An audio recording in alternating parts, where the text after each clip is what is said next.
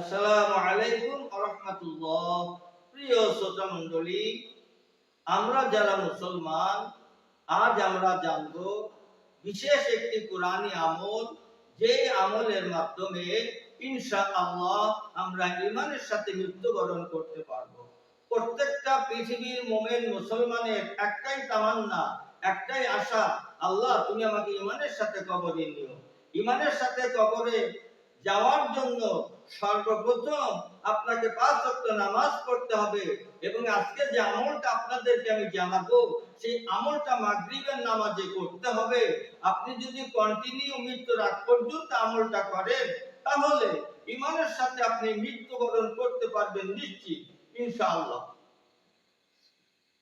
আনোয়ার শাহ কাশ্মীরি রহমাতুল্লাহ লেখেন, হাদিস শরীফে নবী করিম সাল্লাল্লাহু আলাইহি ওয়াসাল্লাম বলেছে, যে ব্যক্তি ঈমানের সাথে মৃত্যুবরণ করলো তার নসিবে জান্নাত ওয়াজিব হয়ে গেল।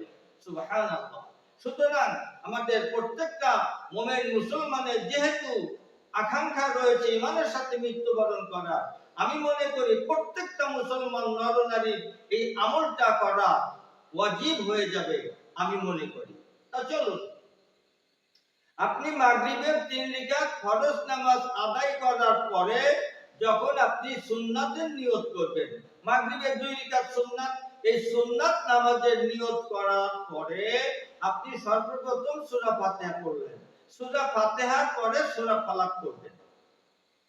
বিসমিল্লাহির রহমানির রহিম, কুল আউযু বিরাব্বিল ফালাক মিন শাররি মা ফালাক, এই সূরা। বাস, প্রথম রাকাত কমপ্লিট। দ্বিতীয় রাকাতে সূরা ফাতিহা শেষ করার পরে সূরা নাস।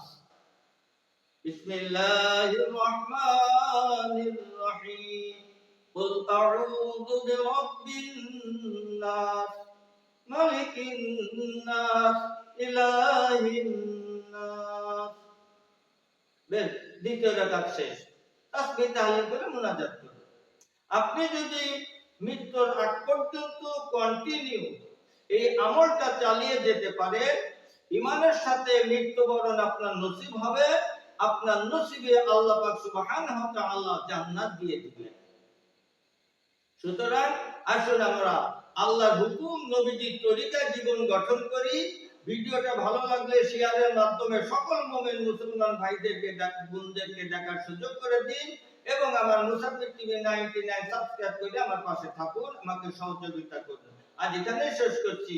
যে কোনো রোগের জন্য আয়ুর্বেদিক এবং অর্গানিক ও আসল গাছ লতাপাতার ওষুধ পাচ্ছেন আমাদের কাছে। সুস্থ থাকতে আজই অর্ডার করুন, কিংবা পরামর্শের জন্য হুজুরের সঙ্গে যোগাযোগ করুন নিচে দেওয়া নাম্বারে।